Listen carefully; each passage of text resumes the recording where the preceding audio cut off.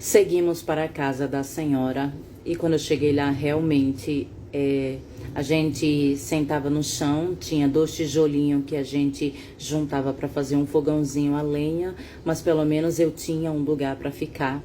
Ela tinha ganhado alguns pães, né? E daí ela deu um para mim e ela ficou com um que a gente tinha que dividir o que a gente ia comer à noite e o que a gente ia comer de manhã antes de sair para não ficar com fome. Mas também tinha dia que não tinha nada, saía eu e ela com fome para catar latinha, mas às vezes tinha pessoas que chamavam a gente, aí dava pão.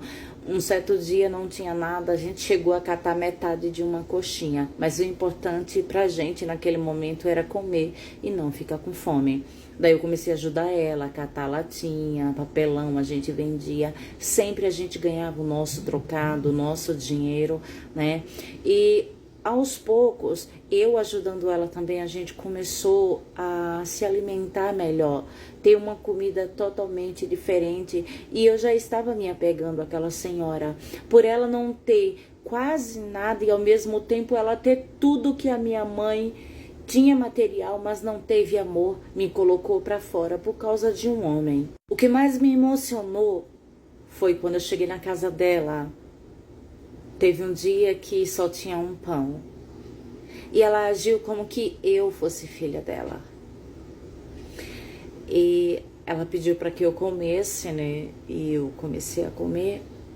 E eu falei para ela, a senhora não vai querer? Ela falou, não, eu não quero, pode comer.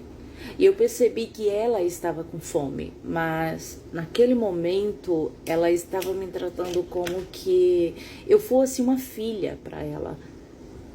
E ela muito sozinha, muito solitária, então eu olhei assim pra ela e eu realmente comi porque eu estava com muita fome, gente, e não estava aguentando mais. O que mais me impressionou é que ela tinha um livro, e esse livro ela pegou e falou assim, olha, eu não sei ler, mas eu observei que você é uma moça nova e fica com esse livro para você, começa a ler, começa a estudar um pouco. Você sabe ler? Eu sei um pouco, eu falei pra ela, né? E daí ela falou, não. Com o passar dos dias, eu vou te colocar, tem uma escolinha aqui próximo e eu consigo colocar você na escola. E daí ela me deixou olhando o livro e foi lá separar reciclagem. Depois eu deixei o livro lá e acompanhei ela também para separar reciclagem. Não era justo eu deixar ela trabalhar sozinha.